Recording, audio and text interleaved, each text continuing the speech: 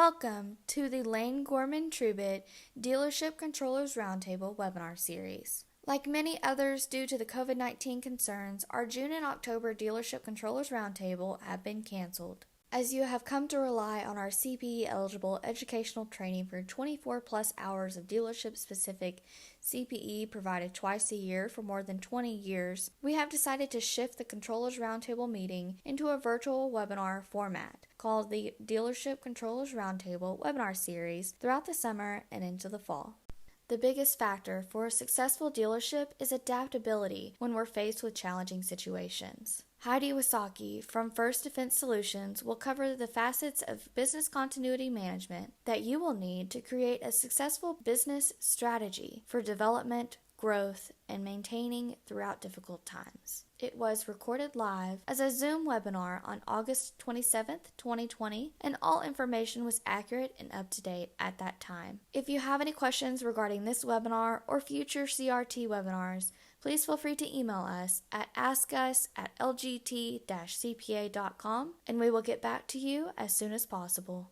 Good morning, everyone. My name is Reed Crow. I wanted to welcome you to our presentation today. We're really fortunate to have Heidi from First Defense Solutions to speak today on business continuity management. Before we get started, though, I just want to do a quick introduction. Obviously, because of COVID, we've been forced to move Controllers Roundtable to kind of a virtual webinar format. And we're as bummed out as I'm sure all of you are at not being able to do in-person meetings this year. We are really hopeful that next year we'll be able to kind of return to that traditional format. And for those of you who aren't familiar with our firm, we're headquartered in Dallas, Texas. We've got a robust dealership practice. I'm a principal with the firm. We've got roughly 20 to 30 people in our firm who are primarily dedicated to the dealership industry, and we like to really carry ourselves as stewards of the industry. We have a long commitment to really understanding and knowing the nuances of what makes the automotive dealership industry kind of unique and different from a lot of other practices. And we have a long commitment to studying and understanding kind of what's happening at a regulatory level, what's happening from an accounting perspective, so that we can be experts and partners with our clients. Patrick Riley is another partner with our dealership practice. He's on here as well. He will help moderate the questions that get asked during this. And I know Heidi really wants to hear from you guys. So we want to make this as interactive as possible. We want to encourage you guys to ask questions. I think that kind of covers everything I want to cover. Really appreciate everybody taking the time to join us today. Your participation is what has made Controllers Roundtable a success in the past. We want to continue to have you involved in these meetings in the future. So I think with that, I'm going to turn it over to Heidi and let her get her presentation started. Thank you so much. Thanks for having me today, Reed. I'm really excited to be here. Okay, so thanks a lot for having me today. We're going to talk about business continuity for auto dealerships in particular. I've got some examples that are related to that. That's me. I'm Heidi Wasaki, and I am with First Defense Solutions. We're a consulting security firm based out of Plano, Texas. So we do security training, and we also do continuity management consulting for small and mid-sized businesses in particular, because there's a real need there that I'm going to talk about in a minute. My personal background, I'm a certified business continuity professional. I have an extended history working in FP&A, financial planning and analysis, and I've also worked for PricewaterhouseCoopers and KPMG as a management consultant. So today we're going to go over, like I said, business continuity. This is a very high level agenda of what we're going to cover. The basics of business continuity. I'm hoping that this is either a refresher for you or some new information.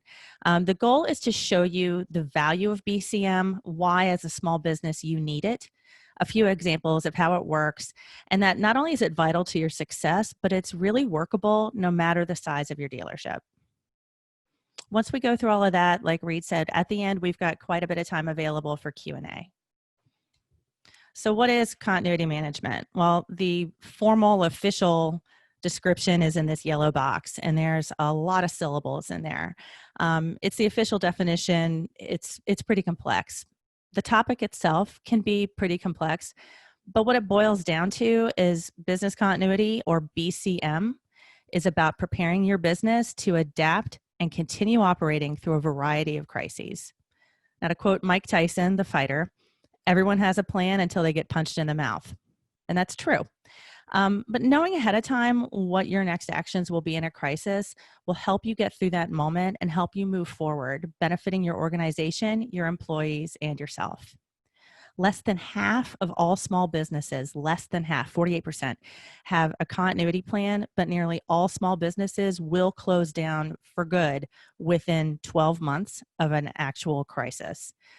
The odds of survival are better for larger organizations because they have more resources at hand, and nearly all of them also have some level of BCM.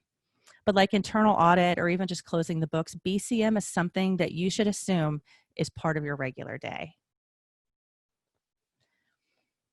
A robust BCM plan integrates emergency response, crisis management, disaster recovery for IT, and operational and organizational processes.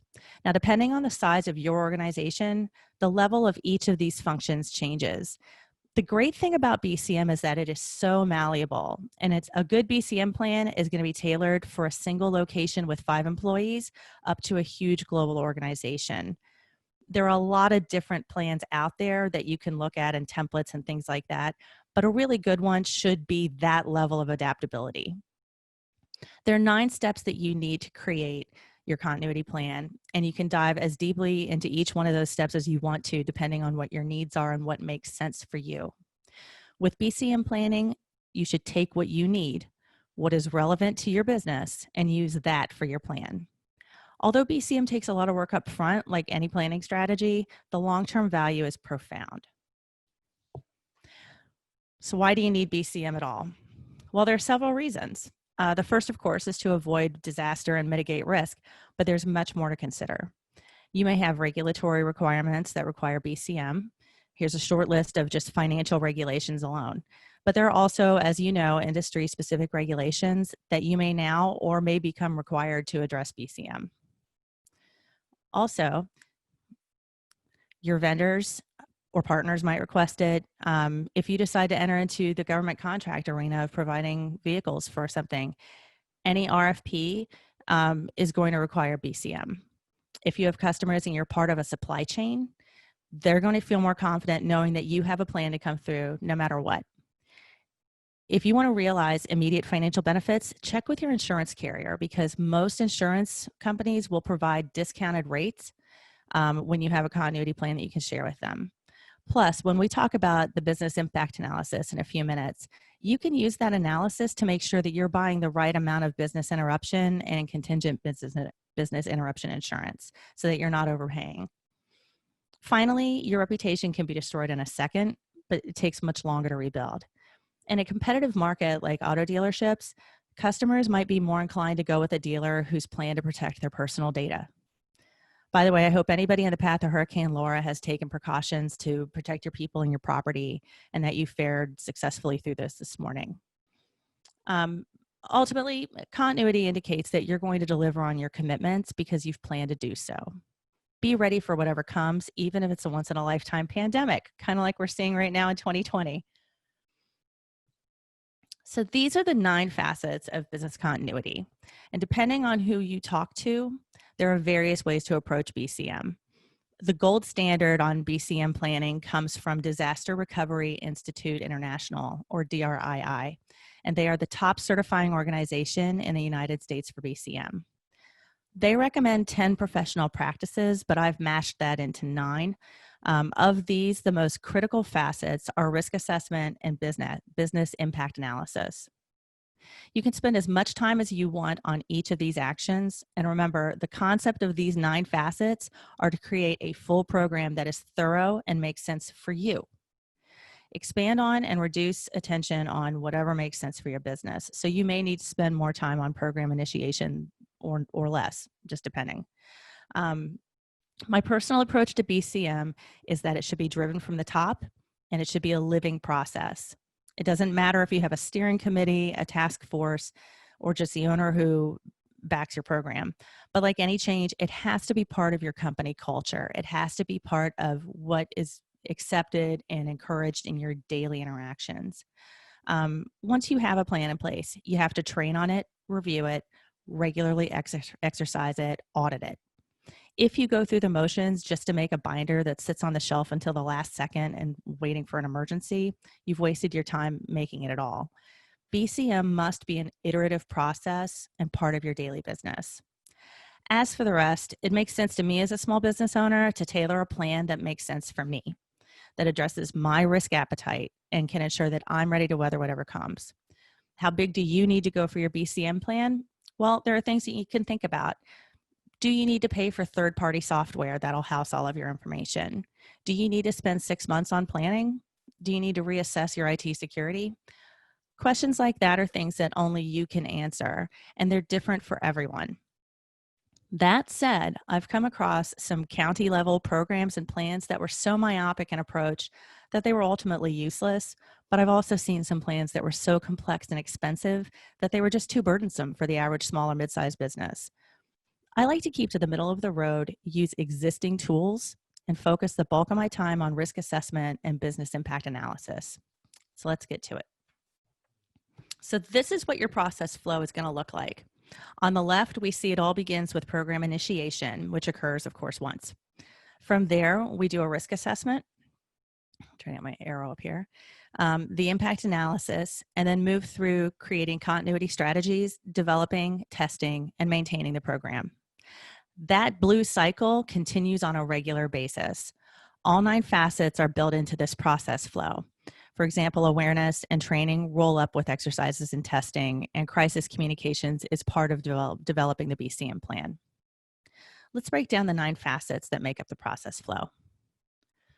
So let's begin at the beginning.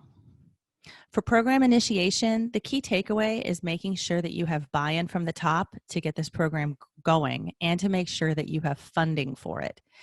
BCM will save you money in the long term, but you may have expenses associated with implementing it. Management needs to be aware of potential costs and be willing to fund those risk strategies.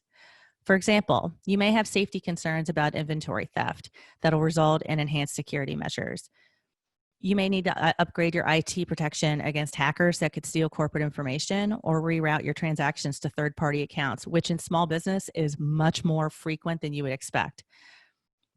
You may also decide to employ a second quality check on trade-ins or used cars in your inventory. Those are just 3 quick examples of risks and strategies for continuity management that may come to a short-term expense but carry a long-term benefit. And of course, like any project, quantification matters. Agree on assumptions and the scope of what you're going to cover, set your goals, and have some KPIs, some key performance indicators in place so that you can stay on track. If you roll out a scope, then we have scope creep, and then this becomes a much larger product and can really become a BMF.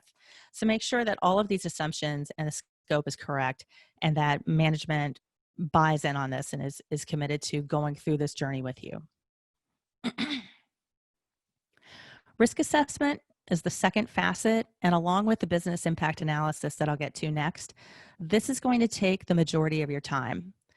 The more effort that you put into these 2 activities, the smoother everything is going to go. So the goal of the risk assessment is to figure out the potential impacts and resources that can be used to reduce the impact of a crisis. Let me say that again. It's to figure out the potential impacts and the resources that can be used to reduce the impact of a crisis. There are a ton of ways to do this, but I'll show you how I do it in Excel. Risk assessment should be done in each area of your company by people who do that job on a regular basis. Now, again, anywhere from 5 people in your business to several hundred, this all works the same.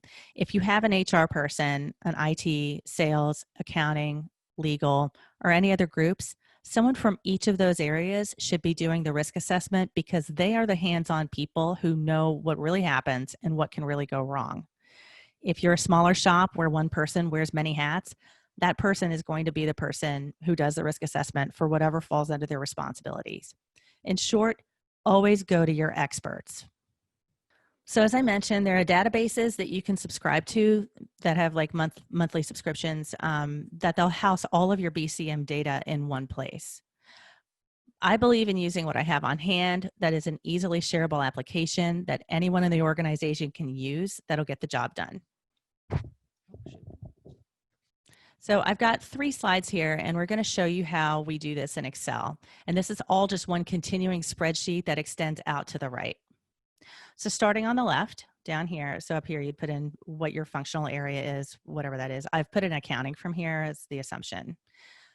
On the far left, we start with a brief description of what the risk is that we're going to address, and then we're going to talk about any logical impact of risk.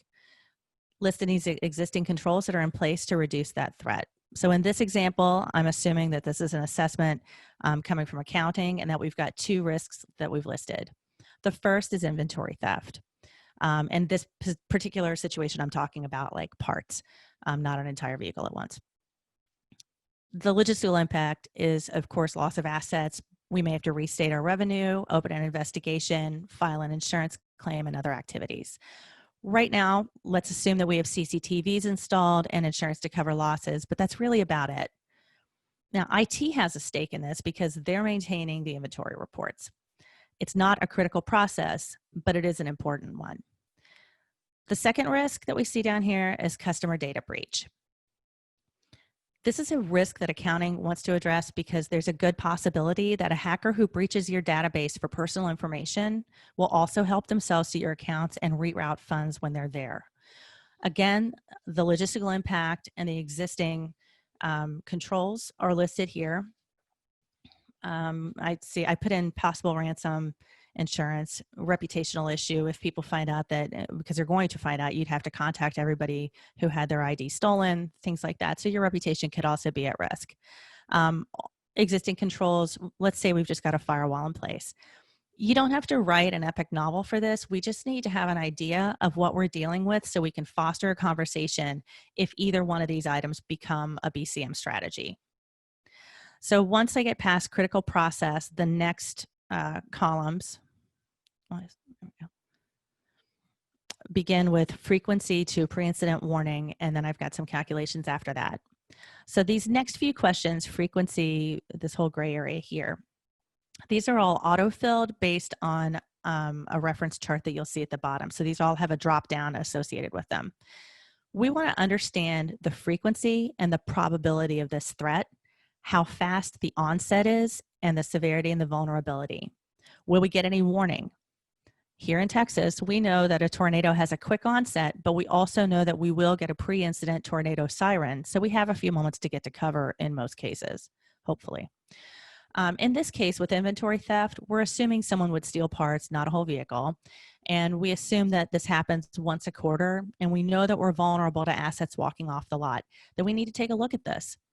I've plugged in that it can happen 4 times a year, and that we're going to lose about $10,000 each time it happens for a total annualized loss of $40,000. I assigned a 50% risk to this of occurring, and the magnitude of harm is the total annualized risk. It's just a population. The 40 grand comes from right here. Well, half of that is my 50% of 40,000. That's my 20,000. So my cost of prevention should be less than $20,000. Whatever your cost of prevention is, it should always be, you want to pick a strategy that's lower than that amount. That should be your threshold. Now, something like inventory loss, this can be remedied for much less than $20,000. The first thing I would do is improve my internal controls, do a review of my internal controls, and see if we have opportunities to maybe increase our frequency of inventory count, assuming that's not already in place. A lot of people do an inventory count on an annual basis, but if you're seeing a loss at the end of the year, you might be able to circumvent that by switching to quarterly or monthly audits. If we have the means to use barcode stickers for each asset, that might be worth looking into depending on the cost. Now, the second row here, as you recall, is for data breach. We have a pretty rapid onset. I've made that a 5 because that's something that comes out of nowhere and you come in the morning and your data's gone. We have a much higher severity than we do with the inventory threat. So I've made that a 4 instead of a 2, and I'll show you in a minute what that means. I've placed it at a 4 because we can see a heavy financial impact, plus we have a risk of losing future business due to reputational impact. So if people don't trust us with their information, they're not going to buy from us. The frequency is less common, maybe once a year risk, and I've estimated $500,000 for the loss. We could be looking at lawsuits. We may have to pay a Bitcoin ransom to get our data restored, plus the cost of upgrading IT security, lost future income, insurance payouts. 500K is probably low, but we'll stick with that for this example. We haven't upgraded or reviewed our IT security for a while, aside from updating firewall software. So we probably have a 50% chance of this occurring. So cost of prevention below 250K is really something we need to consider. So I mentioned how I've got these ratings for this area here, and this is what is at the bottom of the page. So when we're looking at grading these things, we provide this reference so that everyone can quantify in a standard way. Just like when you're at the doctor's office and they ask you what your pain level is, there's always someone who says they're at a 10 out of 10 on the pain scale, but they're making phone calls and texting people, where someone else might say that they're a 4 out of 10 on the pain scale, but they're unable to even sit up. So it's important that everyone quantify as well as they can, recognizing that these are things that haven't happened, so we can't be sure, but let's get as close as we can to an estimate. So you can see up here on the frequency, the number, like what the definition of years is for frequency, the probability, pretty likely to possible to 35 to 65%. Speed of onset is speed of onset, of course. And then down here in the severity, you can see that we've got anything from an extreme number 5 would be a massive loss, significant financial loss, loss of market share, just a major meltdown. And that drops down, and it's not on screen, but it drops all the way down to 1 where it's, it's a hiccup. So once we get past this, once we get past cost of prevention over here, the last section of this spreadsheet has a place for any kind of notes that you need to include. And what kind of goal we're trying to achieve. You're not always trying to avoid. Sometimes you just want to mitigate your risk or accept it and just say, it may happen, it may not, but we're okay with that. This goal right here is really going to be based on your risk appetite and your threshold. So it's really what you want to gamble of whether what your means are really. It's going to include what you can financially afford to mitigate or avoid. Avoidance is usually the most expensive. So once we pass that, the measures to achieve our goal. So in this case, we looked at maybe, like I mentioned, a monthly inventory audit for the data breach and IT audit and some security upgrades. Then we have the list of what resources do we need? Well, if we decide to go with barcodes, then we would need those. We're going to probably need Excel to run to keep our report together, and we're going to need help from the IT group. Below, we're probably going to need to outsource our backups to a third party. So I've included that here. And again, this doesn't have to be an epic novel. It's just what we're looking at to figure out where we need to go and what discussions we need to have. Now, when I get all the data back from everyone, I run a short macro that lists all of the charts, all of the risks on a chart like this, so I can see if anyone from a different group mentioned the same thing. It's a shortcut for fostering discussion and seeing where concerns are. So you can see I've got inventory theft and customer data breach here, and it's also down here. These are both from finance, but it could be that they came from a different group altogether. So it might be in the IT group over here as well. And I would see that by pulling everything together like this, just as a quick look. So I would take this chart and I use it for discussion with everyone who did risk assessments to find out if we have to consider something a little more carefully than we were. It may be that IT found a risk that hinders what they can do for sales. It could be that the sales team may have a risk that HR needs to consider. Finding the interdependencies early will save you time down the road. So another tool that I like to use is taking the probability and the severity grades from the risk assessment pages and create an impact score. The likelihood of an event and the severity of it are the key drivers in deciding which risks we need to address for BCM. So we can see that misstated financial performance right here is the second to last on the impact scale with only a 9 out of a possible 25. Anything lower than 12 to 15 would be on my back burner. This is just another macro from the data compilation. But what this tells me here is that while my inventory theft has a high probability, the severity is low. It's not catastrophic. So I might move on. I'm probably going to put some additional controls in place and then move on from that and leave this alone. However, the customer data breach scores a 16. Realistically, you're going to see few scores above 20. So a 16 is pretty high. And considering the severity and that we know we have a gap in our security, that's going to be something that I want to address. This is the totality of risk assessment. Like, this is the end of the road. Once you've completed this and it's done by all the experts in your groups, this is going to give you the data that you need to make better decisions to protect your business.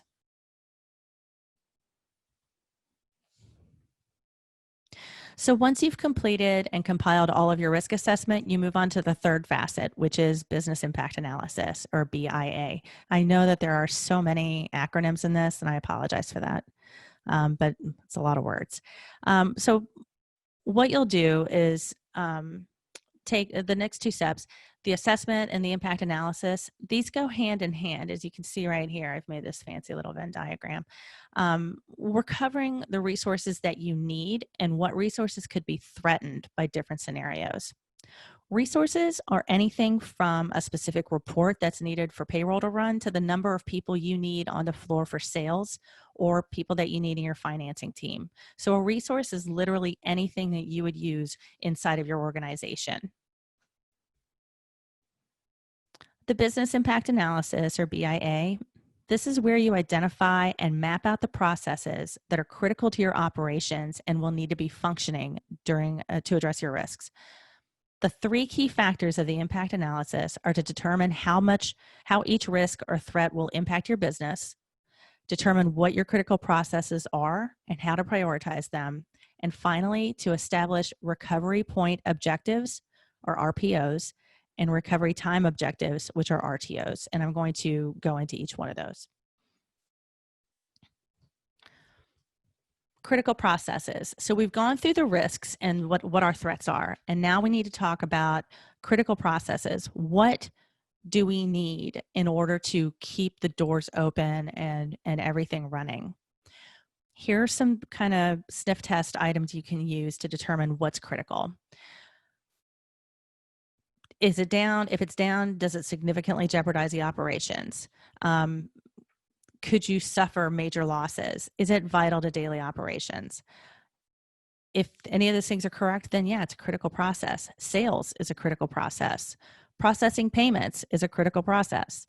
We need to know what the process is, how long you can go without it, what level it needs to operate for you to operate, and if we're talking about data, how far back in the data do you need to go to recover? I'm going to repeat that because it's really important. So what we're trying to understand for each process is how long you can go without that process, at what level it needs to operate for you to operate. And if we're talking about data, how far back in the data do you need to recover? So this is all what we're talking about here. And I'm going to come back, pay attention to this MBCO, this minimum business continuity operations on the bottom. We're going to review that in a moment. So the next three definitions are super important. Recovery time is for every process.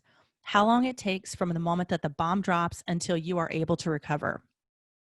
If it takes you 12 hours to get back online, if your payment processing goes down, then your recovery time objective, your RTO, which is the next one, that needs to be less than 12 hours.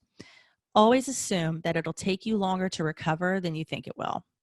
Keep in mind that if you have contractual commitments, such as paying a lease or providing a service to a third party, assume for what is in that contractual obligation and either back into the timeframes that you've agreed to, or in some cases, you might be able to renegotiate timeframes for deliveries or payments as a last resort. But your recovery time is going to include assessing the damage, finding out what's going on, bringing in your resources. All of those things are part of your recovery time. Now, your recovery time objective is the time from the moment of failure to when it must be recovered. It's the maximum amount of time it can take. The recovery time is how long it actually takes. Sorry. The RTO is the drop dead for when you have to be ready to go. And because you have multiple RTOs and multiple recovery times, it is best to standardize all of them in the same quantification of minutes, hours, or days. For example, you might have a lot of wire transactions. And if your system is down for more than 3 hours, it may take you 2 days to catch up with that backlog of work. If your building is damaged by civil unrest, it could take you 24 hours to reopen at a lower level of service, but open. If you need to buy new computer equipment or do a full inventory review due to a break-in, you might need to get some computers rolling within 3 hours. It's going to depend. But your recovery time objective is always going to be associated with your recovery time. And your recovery time is going to be much longer than your RTO. Recovery point objective. Since we're speaking of computers, your RPO is related to data loss. You've probably heard the term disaster recovery, and that's usually related to IT. And the RPO is how far back you need to go. Depending on the amount of data and the type of data, you may need to upgrade your backup service from weekly to daily or every 12 hours or even instantaneously, depending on how much you're processing. Consider how much data you can lose and establish your RPOs based on that. Now, while you might think that this is only IT related, it's not. This can impact HR, this can impact payroll, your finance and accounting teams, and your sales staff. Be broad in considering who in your dealership uses data and how they use it.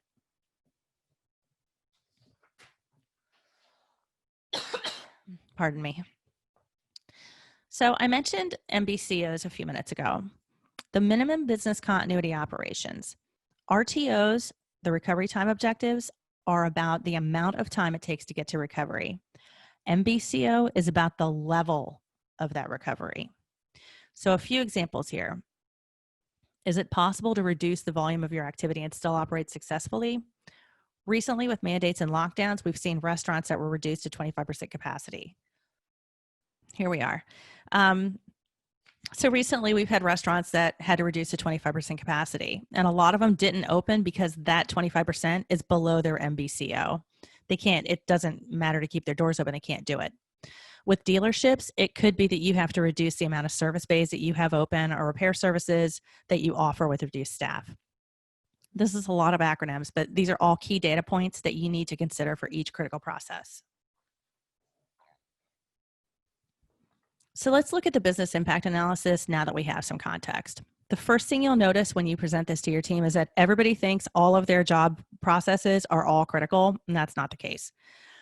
As an example, the only critical operation for HR that has to be, that is critical, that has to be open so that the company functions is payroll. Your finance department might have 2 or 3 critical operations, cashier work, wire transfers to vendors and customers, credit information, things like that that are critical to closing your deal. In this example, we're looking at month-end close. And you can see that right here. And this is just the summary page that will be compiled from the next 2 pages. The BIA is never going to cover more than 3, maximum 4 processes per area, and that's in a large corporation. For small businesses, you're looking at 1, maybe up to 3 processes at most per area for a less than 10 for total. It looks and sounds cumbersome, but it's really not that cumbersome because there just aren't that many. There are not that many things once you get down to the bare bones. So looking at the risks, you're going to focus on that we established during the risk assessment. We use an Excel spreadsheet to walk through the process.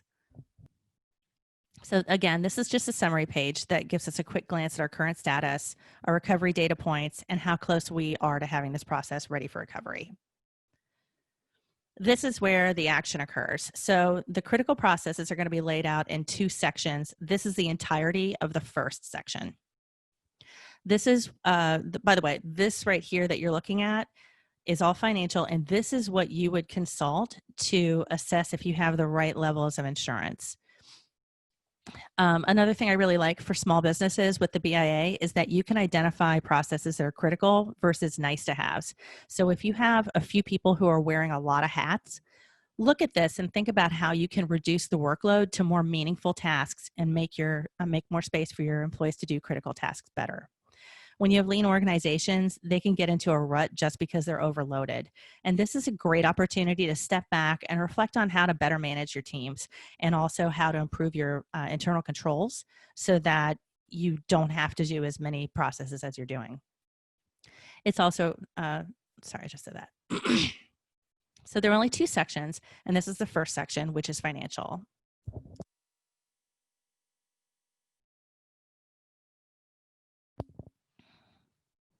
As time passes, the lost impact can really start to increase, and you can see that in here. That's why I've got this listed by 0 to 24 hours. Things start to really accumulate, especially your loss of revenue, depending on what it is. In this case, we're looking at, again, month-end close. So we don't have a revenue loss associated with that, but we may end up with regulatory fines if we don't have things together. We might have compliance fees, issues like that. So these can really start to compile. By noting what these costs are and how they compound, you can get a true view of how critical a function is and also how much insurance you need. Looking here, we've laid it out by the type of financial impact. And when this is populated, we just move on to the second section below. So the first section was all financial impact and recovery times. And in the second section, we review the actual resources that we need to do this process. Having this sort of insight is super useful in planning your recovery strategies. So if you look at the top here, we can input recovery time, recovery hours, a recovery time objective, and recovery point objective, and whether we have a manual workaround that's already documented. This is your opportunity is yes, no, or partial on this. The other thing I like about this is that I can, if I have multiple locations, I can put in the facility. I know what the head count is. Are they able to be remote? And if so, we can always put in here, to what level.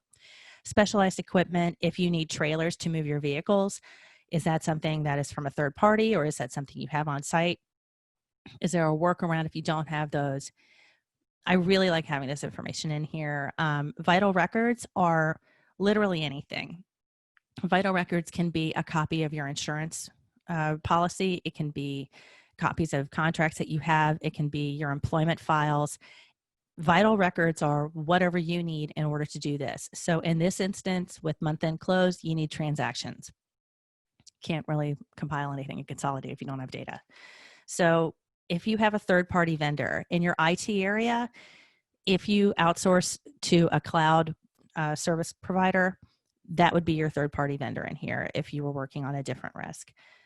Upstream and downstream dependencies. Who needs this information? Well, payroll probably needs it, especially if we're doing commissions. They may need this information. IT is going to need this because they keep the software running. So I have up and down dependencies depending on who we're talking about. Finally, what are my staffing requirements? How many people do I normally have? How many can I live with to get this done? So all of this information gives you a good picture of what your impact is and what you need to get it done. And with that, the heavy lifting is done.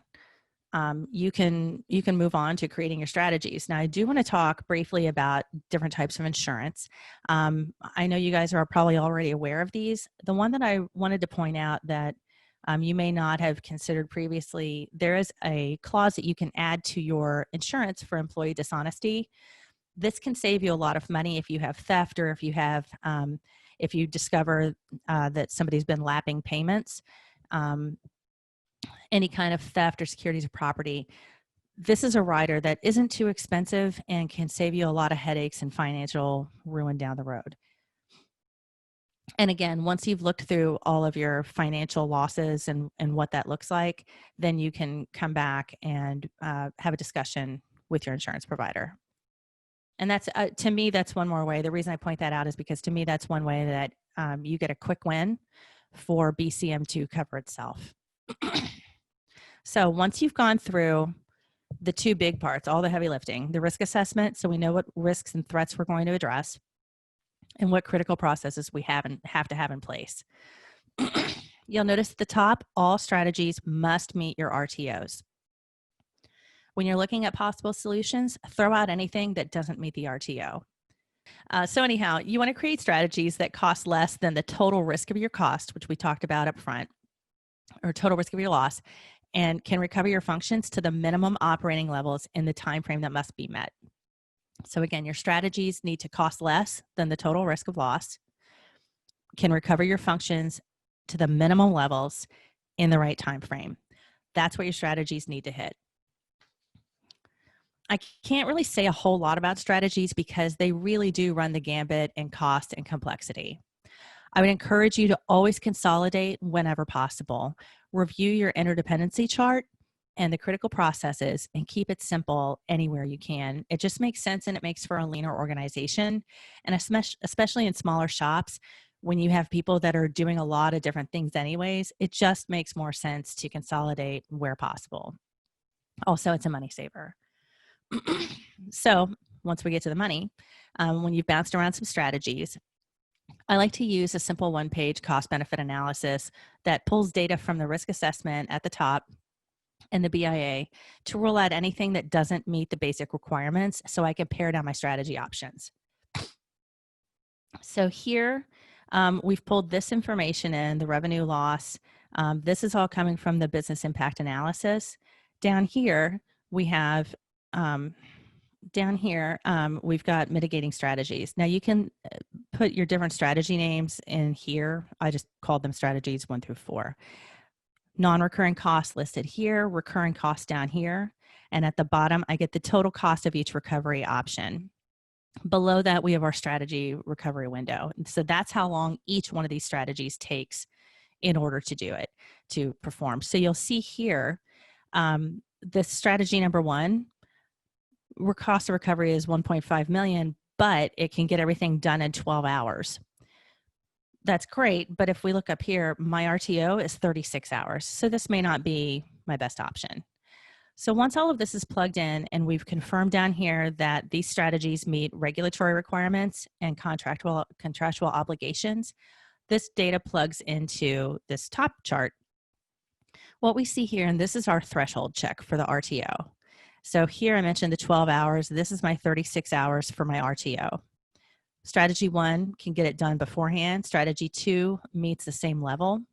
Strategies 3 and 4 are outside of my RTO threshold. So I know right now I can scrap 3 and 4. So my only viable options are 1 and 2.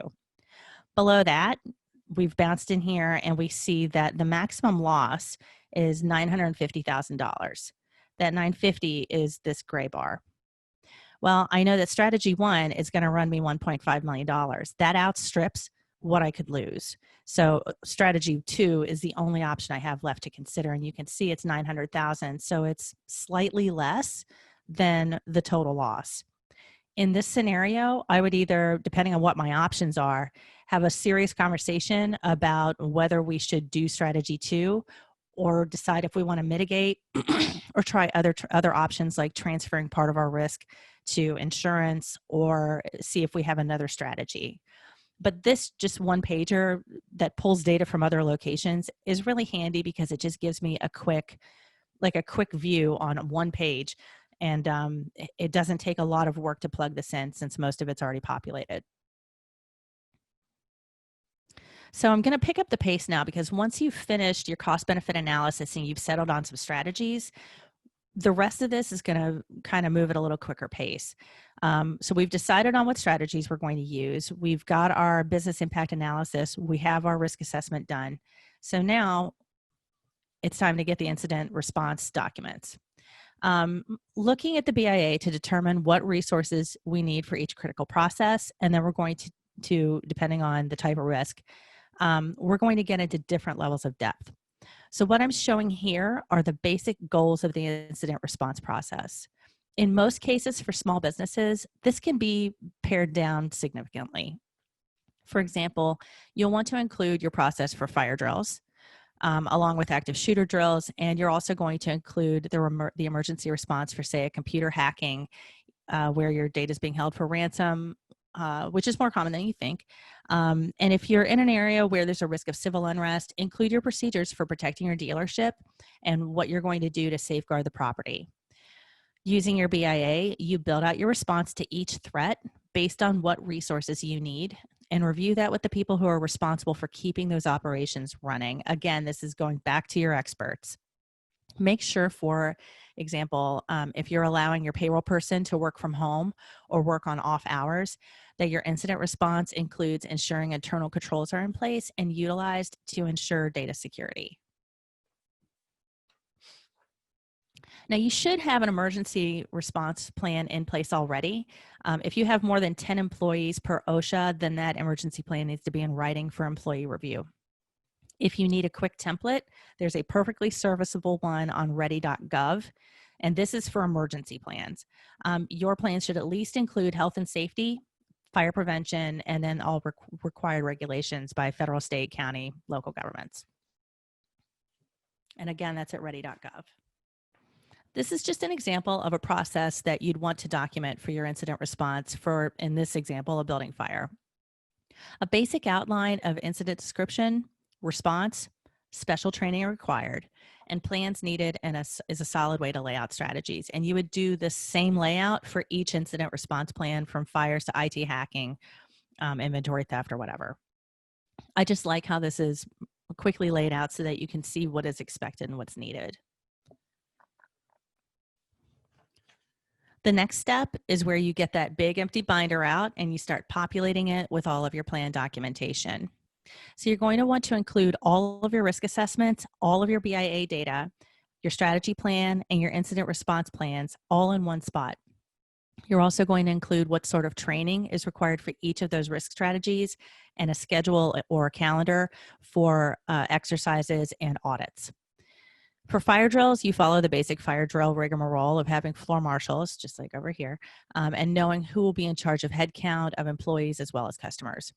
For something like internal controls, you'll include a checklist of controls and a signed dated document so that you know when they were last reviewed and updated.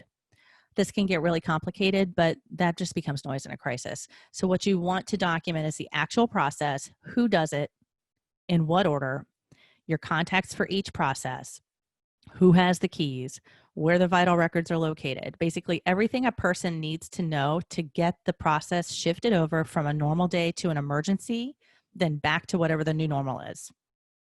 You're going to find out if you missed anything when you go through the exercise of trying to follow the documentation as if it was really occurring. Once the plan's been reviewed, sign off on it so you can distribute it to everyone who needs to see it.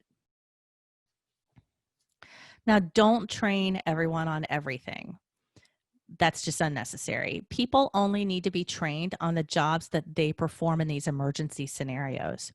The overall goal is to create awareness and buy-in so that continuity becomes part of the everyday culture. And there are studies that show that when BCM is ingrained in a corporate culture, people problem solve more quickly and with less hesitancy throughout their regular day, just in regular things that aren't related to emergency or crises. So there's just a mental component to it that's really important.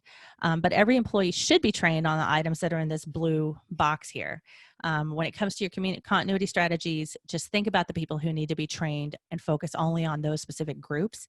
But everybody should have a concept of what their roles and responsibilities are, what the communications procedures are, emergency response, evacuation, lockdown, shelter, things like that. So this is the most unsexy part of this entire program. Exercise and train for the plan. Everyone should be drilled on the processes that they are expected to perform, which is usually in uncertain times and under pressure. This is all pressure testing. We're looking for gaps. Make this plan into Swiss cheese. Shoot holes in it. Exercises can be as simple as a desk review where you hand a printed copy of the documented process for a critical operation, hand it to the person who is going to do that, and have them walk through it and tell you if they see anything that needs to be corrected. You can also do a tabletop exercise with a larger group in a particular scenario. When you do that, make the scenario progressively more complex as you go. And when you hit a gap, document it, update the plan, and then review it again later. This is why this is an iterative process. All of this exercise and training is to keep honing that plan so that it is as effective as possible when you need it. It's very important to train and follow through on these exercises, and especially important when you have changes in personnel. So when you're scheduling your exercises, make sure you're providing people with the knowledge that they need. From a logical or logistical perspective, check the calendar, make sure you're avoiding major events like holiday sales, end of the month, end of the year, end of the quarter, any sort of major sales push or something that requires attention from a lot of people. Avoid board meetings, things like that. Also, make sure that you are administratively handling this. If you want to do this offsite, or if you need to reserve a conference room, arrange catered lunches, whatever. But make it as smooth as possible so that it's as pleasant as possible. The final piece is crisis communications. Everyone should have a communications plan in place.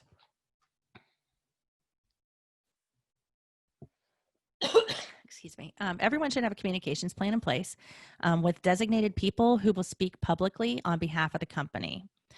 Have an emergency contact plan in place so you can reach your staff quickly if you need to. There are a lot of different text apps out there, like SendWord Now is one that I'm well familiar with, that's been used at multiple companies that I've worked for. Make sure that you have that plan in place, that contingency plan. Update your emergency contact information regularly so you know how to reach people. Also, it's really good to create templates for emailing to vendors or key clients. Just a boilerplate of, there's a situation unfolding. We will advise you as soon as we have more information. Please bear with us in this uncertain time, or something to that effect. Just have something ready to go out to your vendors and to your key clients and to your customers. Having these things in place will help you communicate better down the road with various audiences. And it sounds odd, but this is something else that you're going to want to test out. Test out the language.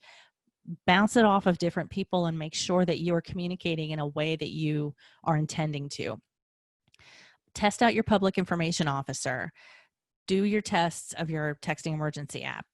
All of this is so critical. Communications are the #1 issue in leadership in a crisis situation. So it's much more important than you might think, and it is fully able to be tested. So be clear, calm, and consistent. When you are in a crisis situation, this is your single opportunity to get ahead of whatever that incident is and manage the response to it. You can lead the response. Be clear and be consistent. Speak to the audience at hand. What you say to your staff is different than the tone and the information that you share with your clients. Empathy goes a long way, and make sure if you're a leader and you're speaking on behalf of the company that you are leaning out. That is to say, you are not making the crisis about you. Lean out and show empathy while expressing what people need to know. This is, again, one of the most important things that a leader can do in a crisis. And without clear, empathetic, informed communication, it becomes a house of cards. You may recall the BP Deepwater Horizon explosion in the Gulf several years ago. And I think it was 6 days after that, the head of BP, Tony Hayward, was interviewed on TV and said, "Believe me, nobody wants this to be over more than me. I just want my life back." Horrible communication in a crisis situation when you have 11 of your employees dead and 17 of them injured critically in the hospital. I think it was a month and a half later, he actually left the company. So crisis communications, even if you're a small company and not a BMF oil company, it is still critically important that you build that trust and maintain that trust and respect with your customers, with your audience, with your staff, everyone. So this is how you do it. These are just a few more notes for your public information officers, some do's and don'ts. Never be hostile. Don't speculate. Don't make predictions. Don't lie. Always start with an acknowledgement of what you know. Share some empathy. Show that you're going to be doing things and what those clear plans are. If you are going to be going to the site of wherever the crisis is, state that. Let people know what your plan is by showing action, being direct and measured in your words. You're going to emit a better sense of security, and that's what people need when they're in a crisis. Even if it's just to your employees, they're going to need that as well. It's part of Maslow's hierarchy of needs. People want to make sure that they feel secure. By using the right words and the right delivery, you can provide that for them. Also, make sure if you don't have in your compliance now a communication statement where the only people who can speak on behalf of your company are X, Y, and Z, quickly print that up and have everybody in your organization sign it. You don't need somebody going onto social media and speaking on behalf of your dealership. That's a terrible pitfall and can lead to a lot of issues. If we go back to the beginning, you can see how this becomes an iterative process really easily. As employees leave and new ones start, as you have promotions, your dealership's going to grow and you're going to add new product lines. You need to be reviewing your BCM plans. Any major change and even employment changes, you need to review your BCM plans. Add the training in for different people to annual compliance training. Make it a critical part of your business. It's so forward thinking, it's progressive, and it protects your investments by protecting your team, your business, and your clients. I have now taken you through the entire BCM process, and I hope that this was informative and that you've got some useful takeaways from this. Does anybody have any questions? I don't want anybody to be bashful. I haven't seen anything pop in the Q&A, but you really do want to encourage to ask some questions. So please don't hesitate. I realize in this format, it does make it a little harder, I think, to ask some questions or have that dialogue. So I can understand why there might be some hesitation there. Well, and I threw a lot of information here. So if anybody wants me to back up on anything, there's BCM usually is a multi-month process, even for small businesses, because it's got time constraints in that you have people who have other duties to do, and so this is kind of adding on to that. So it's a bit of a back and forth that can take a while to get together. But I really like using things we already have, like Excel, because there are, on average, from what I've seen, the minimum subscription for BCM applications runs around $250 to $1,000 a month per month. And all they're doing is the same thing that I can already do in Excel. So I feel like this is something that should be cost effective in every aspect and meaningfully spend your budget where it needs to be spent. And the other thing I really like about it as well is that it gives you such a great opportunity, especially in a small shop, to figure out what really is just a nice to have. Or you might find out that, Sharon's running a report every month that takes her an hour and a half to put together, and she sends it out and nobody actually opens it. This is a great way to smoke out things like that can give you the opportunity to really work with your team better.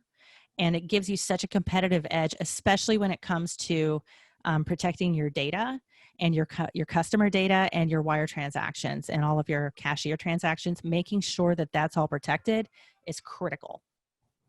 Yeah, I guess along that line, we know a lot, especially for a smaller dealership group or a single point dealer. The dealer can be notoriously apprehensive about maybe spending more within the accounting function. Mm-hmm. And, a lot of these groups or dealerships have kind of a restraint on manpower to begin with. What are some other ways you think are a quick way to get a BCM plan started? So like I mentioned before, you can download or purchase templates. I haven't seen a free template, and I've been through a lot of them. They're either highly complex or they're so basic that they don't actually give you the information that you need. So you can use those as a jumping off point and then do some research on your own. You can hire in a third-party consultant. I do that kind of stuff. And we also offer templates that you can do self-paced. so that you can basically just follow along. I think the important thing, especially with BCM, when you're doing it self-paced and on your own, is to understand the context of why you are doing it. And that's what primarily is lost when you're downloading random templates. Understand why you're doing this and invest the time in sitting down and having a conversation. Maybe if you're a staff, let's say you're a staff of 5, is that reasonable? 5 to 10? Yeah. So I think that, yeah, so assuming that you've got 5 to 10 people in total that work with you in your dealership, I think it's a good idea to sit down and kind of talk about at a high level. I would start with that at a high level and say, okay, what do you guys see? What do you think we're at risk for here? And maybe just facilitate that initial conversation and then decide where you want to go from there. There's 2 different sides, and I think people get it confused that you have emergency response for things like active shooters, fire in the building, things like that. And then you have incident response, which is being hacked, having somebody stealing vehicles off of your property. You could have a shipment that gets damaged, on the interstate en route, and a variety of things like that are incidents, but they're not like life and death. Those are kind of 2 different crisis responses. One is emergency, where you got to get everybody out of the building and do that head count and make sure that everybody's accounted for. And then the other is, okay, we need to assess our damage right now and figure out where we move forward from here as far as getting our data back. The reason I keep bringing up the IT, most small businesses assume that they're not going to be at risk of getting picked by ransomware hackers because they're too small potatoes and they're not going to bother with that. That's wrong. They cut their teeth on small businesses. They practice on small businesses, and it can run you hundreds of thousands of dollars to get your data back if you get it back at all. So make no mistake, hackers and people that are trying to get some money, they'll take $20,000 from you in ransomware or in ransom. They'll take $200,000 from you. They will take that because that's better than nothing, and it lets them practice for bigger things. So small businesses are frequently targeted. And it's important that you are managing that, because if it gets out, I mean, you're going to have to notify any of your customers that their personal information's been jacked. And they might be rewiring money to different accounts that are offshore and you can't access your money at all. And then you've got a real cash flow issue. So all of this comes back in that aspect to internal controls and making sure that you're paying attention to your IT. Even if it's not a whole lot of IT, it's still your IT. So it's important to you. So that's one of those things that I think kind of gets overlooked or set aside. So I would start with having the conversation with my team of where they think there's opportunity for somebody or for some sort of risk, and then move forward from there in a meaningful way based on how interested you are in moving forward. And one of the things that's nice about small dealerships, about auto dealerships, is that you may have, if you have somebody who has a used car business and a new car business, you could start with just one of those. Just pick one and see how that goes and play it out. And you can mimic that on the other side when you have time. So you can always start with just a section of your company. You don't have to eat the whole enchilada at once. oh, thank you. Well, if there's no other questions from the group, I think that's probably going to wrap up today's session. Heidi, I want to thank you again for coming and speaking. Obviously, I think this is, in light of what's happened this year, I think this is some really relevant things to be thinking about. I guess Sorry as for we wrap, coughing through the middle of that. oh, it's quite all right. It's all right. You were kind of having to handle the lion's share of the talking throughout this, so I appreciate you soldiering through it. Yeah, my cheerleading days are behind me, so I don't yell as much anymore. Well, listen, as we wrap this up, again, want to send out to the group. If you've got any topics or ideas for things that you would like to see covered on a future Controllers Roundtable session, please don't hesitate to reach out to either myself or anybody else from our LGT team.